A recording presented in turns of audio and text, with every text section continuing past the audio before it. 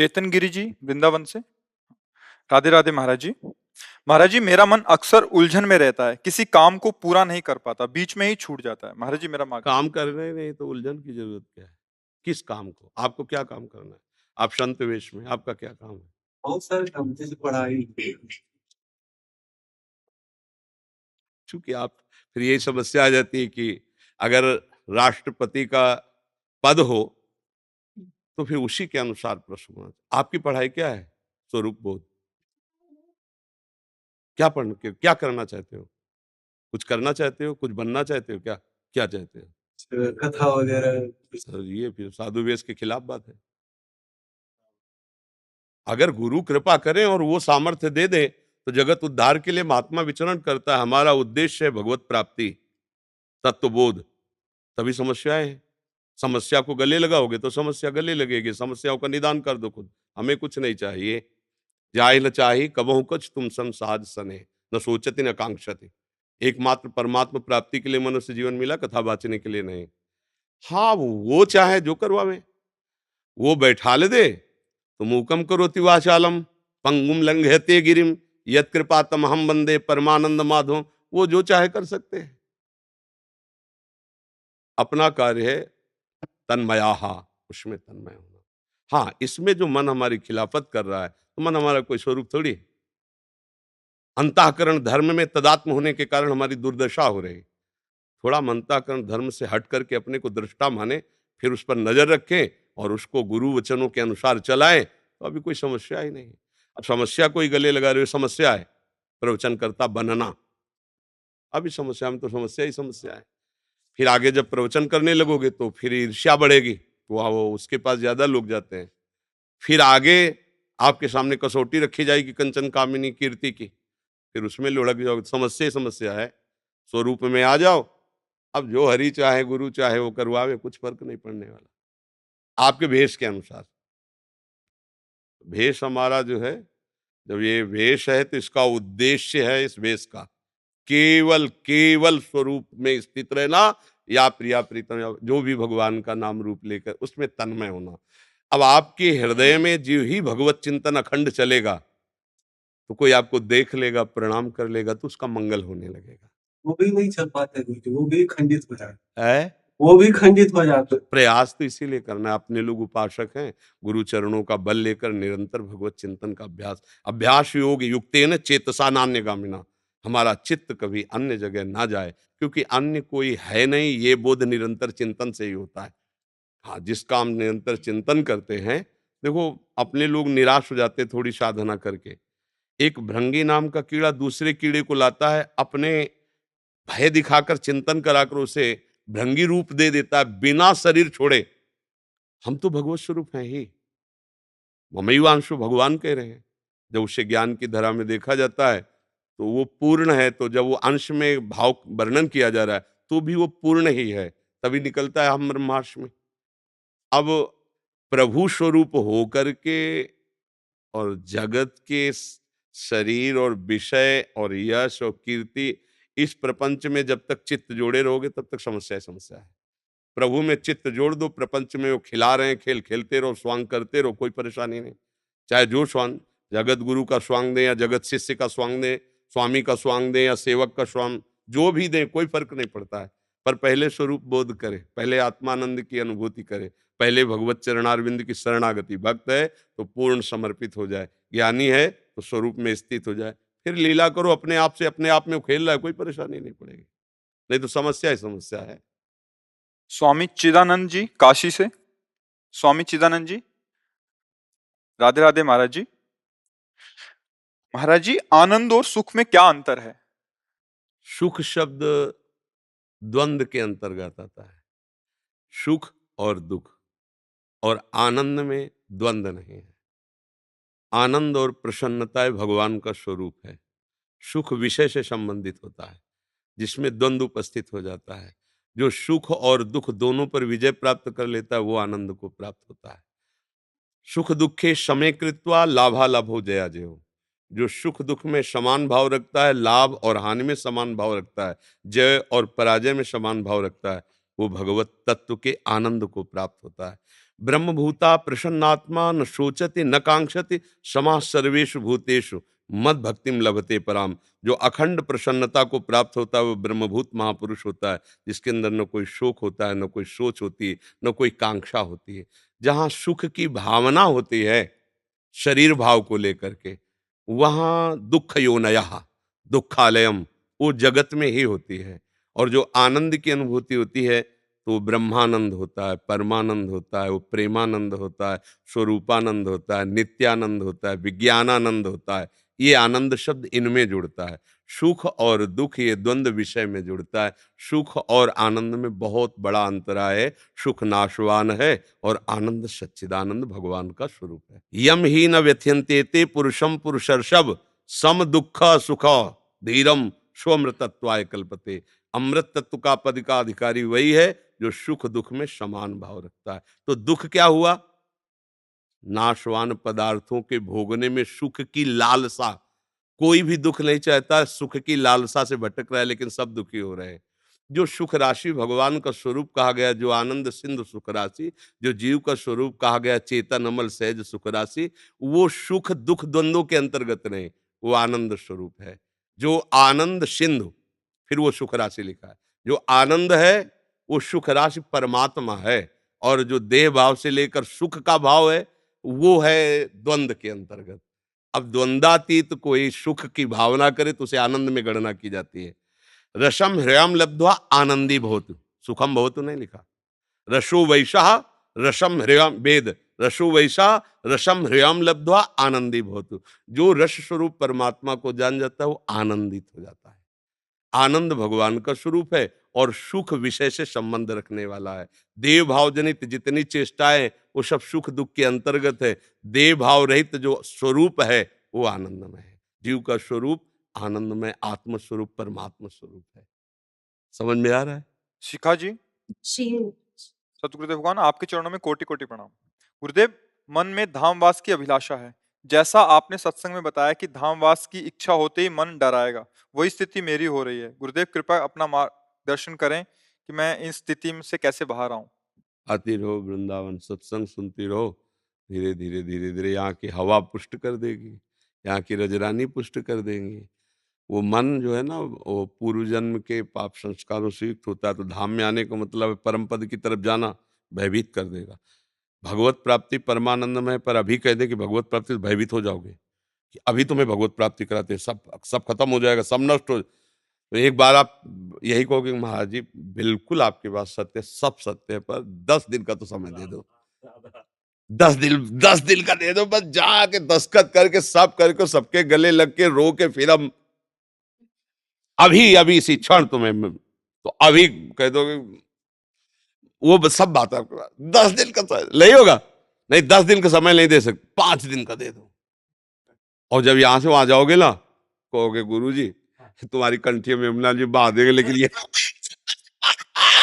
जहां रो के तुम हमें छोड़ के भगवत प्राप्ति, हम जानते हो तुम्हारे को कितना प्यार कर, तुम्हारे बिना जिएंगे नहीं पापा। तो लगेगा गुरु बाबा जी है, भगवत प्राप्ति तुम करो, हमें ले चाहिए भगवत प्राप्ति। ए फोन नंबर ब्लॉक कर दो वृंदावन का, वहां से कोई फोन भी ना आ जाए, चर्चा ही नहीं कोई।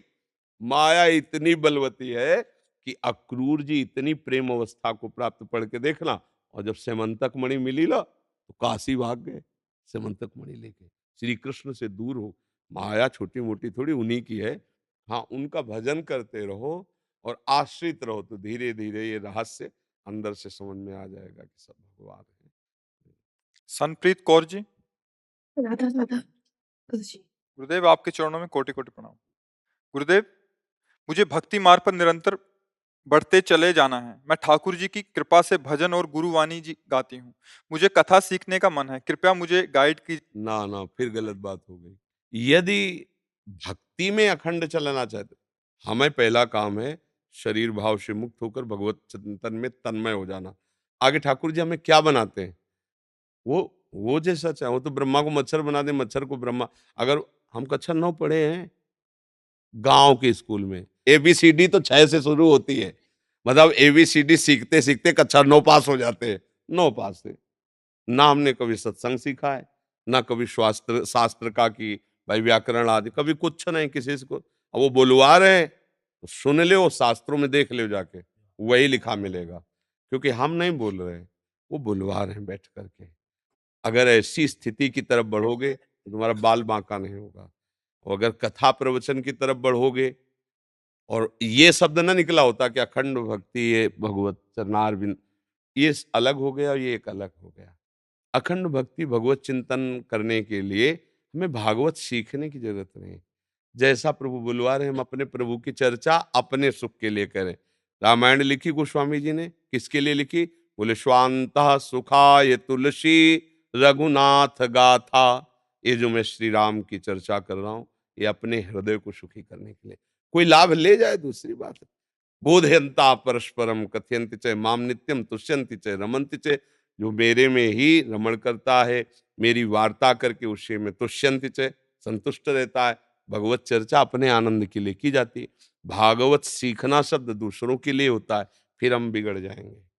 हमारी सामर्थ्य नहीं कि हम माया के आक्रमण को झेल सकें। पक्की बात, सच्चाई के लिए ऐसे तो कुछ भी। पहले खुद भगवान के चरणारविंद की ऐसी भक्ति करो कि आप में काम क्रोध लोभ आदि का जो वेग है वो शांत हो जाए। अब जैसे फूल में खुशबू आ गई, अब वो चाहे जहां जाए सुगंध फैलाता रहेगा।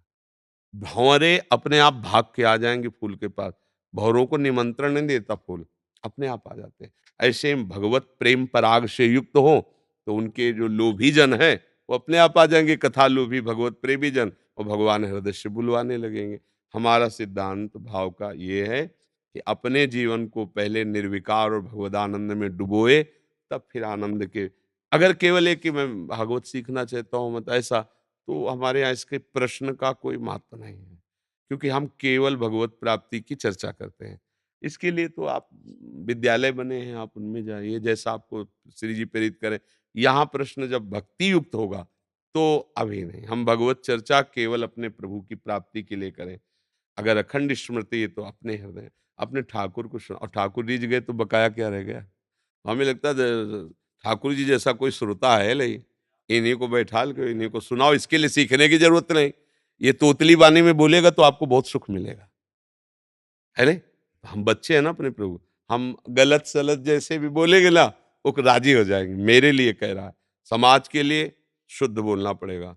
रिझाने की कला आनी चाहिए। कितने दिन, कितने दिन ये जाएगा ना शरीर, फिर इनको रिझा लो, मुरली मनोहर को निहाल कर देंगे लोग परलोक सबान। पर ये बात सबकी समझ में नहीं आएगी। इसलिए सखी अब आप, हमारी तो सलाह ये है, आप जैसा आपको। हाँ, तो हमें भक्ति को अपना अपने स्वंत सुखाय के लिए रखना है और अपने आप सब कुछ होगा। अच्छा, आप लक्ष्य बनाइए। यदि आप जैसे मान लो गृहस्थी में अभी व्यापार करें नौकरी करें, तो इनको भी सिखाते हैं कि ये व्यापार नौकरी श्री जी के लिए है। आप ऐसी भावना करो कि श्री जी का ये परिवार दिया हुआ सेवा का है, कि तुम इसे पत्नी भाव से, इसे पुत्र भाव से इनका पालन पोषण करो।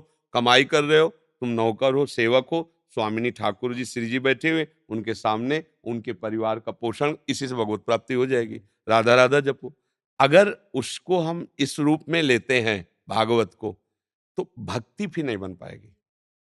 पहले हम अपने को देखो, जितने भी पूर्व के महापुरुष हुए, बोध संपन्न श्री सुकाचार्य, रचना करने वाले स्वयं भगवान व्यासदेव जी, श्रीमद् भागवत सुनने वाले गर्भ में ही भगवत साक्षात्कार किए हुए परीक्षित जी, और दूसरी जगह जहां हुई भगवत प्राप्त गोकर्ण जी वाचन कर रहे हैं, प्रेत आत्मा धुंधकारी सुनकर परम पद को प्राप्त हो रहा है। नहीं, शनकादि वाचन कर रहे हैं, बड़े बड़े ब्रह्म ऋषि सुन रहे हैं, बड़ी महिमा। तो ये जो कथा हो रही है, ये सीखी हुई नहीं हो रही, ये प्रेमाशक्त हो रहे हैं। जैसे सुखदेव जी ने कथा सीखी नहीं, जब एक श्लोक सुना कान से, बर्हापीडम नटवर वपुः कर्णयो कर्णिकारम बिभ्रदवासा कनक कपिशम वैजयंतीम चमालाम रंध्रान वेणो रदर सुदया पूरयन गोप वृंदय वृंदारण्यम स्वपद रमणम प्राविशद गीत कीर्ति। ठाकुर जी के अद्भुत नटवर वपु का इसमें वर्ण। वो तो सिद्ध महापुरुष कान में पड़े तो सामने ठाकुर दिखाई दे रहा है, ललित त्रिभंगी। प्रेम से विकल हो गए, और जो गा रहे थे उनके पास गए, और श्लोक सुनाओ। बोले और तो हमारे गुरु जी के पास, व्यास जी के पास 18,000 श्लोक उन्होंने सुनाए, तुरंत कंठस्थ किए, तुरंत। क्योंकि ब्रह्मबुद्ध संपन्न अनुराग में, सुनाने के लिए नहीं, अनुराग में। अब नंग धड़ंग, शरीर की विशुद्धि नहीं, ऐसे ऐसे प्रवक्ता श्री सुखदेव जी, और वहां अनशन लिए बैठे परीक्षित जी, 7 दिन में तक्षक काटेगा। अब इनको पता नहीं हम कहां जा रहे हैं, भगवान प्रेरित करके वो जैसे तिनका उड़ता हुआ जा रहा है ना, ऐसे सुखदेव जी चले जा रहे हैं। कोई ईंट मार रहा है, वर्णन भागवत में, भिनभिना रहे हैं आसपास सब, उनको पागल समझ के। बड़े बड़े ब्रह्म ऋषियों ने देखा सुखदेव जी 16 वर्ष की अवस्था, दिगंबर, कोई शरीर में वस्त्र नहीं, पूर्ण लाभ, छके हुए आनंद से। सब ऋषि खड़े हो गए, वहां बाप बाबा भी बैठे हुए हैं, बाप श्री व्यासदेव जी और पर बाबा वशिष्ठ जी भी बैठे हुए, पराशर जी भी बैठे हुए, सब सब खड़े हो गए। क्यों? स्थिति का सम्मान होता है, एक गर्भ से ही ऐसी महान वैराग्य की स्थिति, भगवत स्थिति। अब वहां प्रश्न चल रहा था कि 7 दिन में मरने वाले को निश्चित भगवत प्राप्ति कैसे होगी। शुरू कर दिया, सुखदेव जी से कोई कहा थोड़ी कि आप सुनाओ, शुरू हो गया। और अंतिम में पूछा, बेटा परीक्षित तुम्हें कोई भय तो नहीं रह गया? बोले प्रभु एक तक्षक क्या, करोड़ों तक्षक मृत्यु का रूप रख के आए, तो आपकी मुक्त किया और चल दिया। फिर दोबारा कहीं प्रवचन किया हो तो बताओ। ये आत्मलाभ संतुष्ट हो, भगवान बुलवा रहे, बोलते चले जा रहे हैं। वो भागवत सुना जाकर के श्री कृष्ण रूप माधुरी में आकर्षित होकर के। हमारे लोगों को भागवत सीखने का लक्ष्य क्या होता है? अंदर से देख लो, बाहर से बात बनाने की बात अलग है, अंदर से देख लो। अगर हमें श्री कृष्ण अनुराग के लिए, तो उठाओ मंजीरा, कमरा बंद करो और नाम कीर्तन करके शुरू करो, भागवत तो सुनाओ, फिर देखो आप क्या लाभ मिलता है।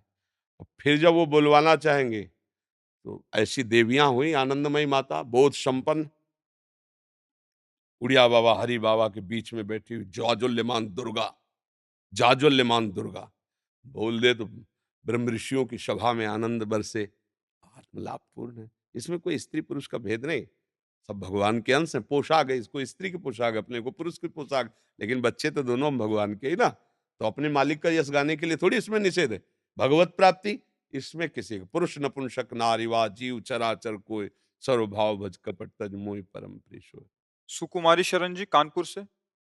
श्री हनुमान जी। सतगुरुदेव भगवान आपके चरणों में कोटि कोटि दंडवत प्रणाम।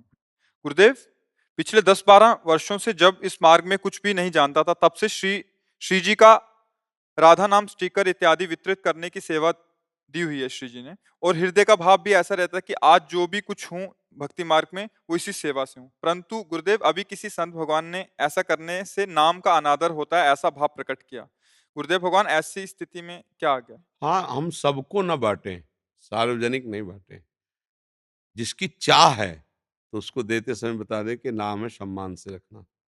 दोनों बातें सही है, आपकी भी बात सही है और संत की भी बात सही है। अब उसने लेकर के गाड़ी पे चिपका दिया, अब गाड़ी धोई गई, राधा नाम टायरों के नीचे सब उसका जल जा, वही राधा नाम तो सिंहासन में विराजमान है। तो ये भी बात ध्यान रखनी है। तो अब वैष्णव को दोगे जो राधा नाम का महत्व जानता है, तो माथे पे लगा के पूज्य स्थान पे लगाएगा। संसारिक दे दोगे, गाड़ी के सामने लगा दिया कहीं, ऐसे ही। तो ये भी बात है। तो दोनों बातें ध्यान रखनी है, पर ये कोई क्रिया अपराध वाली नहीं है, पर इसमें इतनी सावधानी की जरूरत है कि कोई नाम का अपराध न करे। जिसके गले में तुलसी माला उसको दे। जिसकी चाह हो, मान लो आपसे मांग रहा है, तो आप पूछ सकते हो कि राधा नाम है, समझ रहे हो ना, सम्मान से रखना। इसके बाद अपमान करेगा तो उसको अपराध लगेगा, आपको नहीं। मान लो हमने आपको मंत्र दे दिया, उपासना दी, अब जाके व्यभिचार करो, मनमानी आचरण को, तो तुम भोगोगे। अगर आज्ञा के अनुसार चलोगे, चूक हो जाएगी तो हिसाब हमें देना पड़ेगा। आज्ञा उल्लंघन करोगे तो भोगोगे तुम। आप राधा नाम ले जाओ, इसका सम्मान करना, अगर अपमान हुआ तो तुम जानना। तो ऐसा, तो ऐसे में ज्यादा नहीं लेंगे लोग। अब ऐसे लिए जगह जगह ऐसे, ये भी बात है। मैंने कि अब लगा भी रहे थे, और क्या है, अभी पीछे भी यहाँ भी स्टिकर गोल गोल से थे, और हाथ में ऐसे मरोड़ तरोड़ के ऐसे पकड़े हुए हैं, खोल के देखा तो राधा नाम। हाँ, वो तो मतलब हाँ, वो ऐसे खिलवाड़ में भी लेके ऐसे छोड़ सकता है, पैरों में ये बात ठीक है, दोनों बातें संभालनी चाहिए। विवेक कुमार जी पटना से, बिहार से। गुरुदेव, आपके चरणों में कोटि कोटि प्रणाम। प्रभु जी, मेरे मन में बहुत गंदे, बुरे और नकारात्मक विचार आते हैं, जिससे मन दुखी और अशांत रहता है। प्रभु जी, अगर इन मलिन विचारों से कोई कार्य रूपी चेष्टा नहीं होती, तो इसका कोई अपराध तो नहीं लगेगा? नाम जब करते रहना तो ये सब खत्म हो जाएंगे। और नाम जप नहीं होगा तो तुम्हारी ताकत नहीं कि तुम रोक लो, विचार क्रिया में आ ही जाएंगे। स्फुरणा, संकल्प और क्रिया।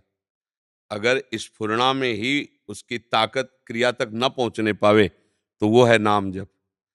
जब भगवत चिंतन, भगवान नाम जप करते रहो तो वो तुम्हें बल देगा कि क्रिया ना होने पावे, और अंदर ही अंदर जो गंदी बात चल रही वो नष्ट हो जाएगी। और अगर आप नाम जप नहीं करें तो अंदर जो चल रहा है वो तुम चाहे जितना संभालो तुम्हारे संभलने में नहीं आएगा, वो संकल्प बनेगा और क्रिया हो जाएगी। इसलिए नाम जब पकड़े रहना तो बच सकते हो। ये जो अंदर चिंतन मलिनता का होता है, ये पूर्व के संस्कार हैं, उनको नाम बल से ही नष्ट किया जा सकता है।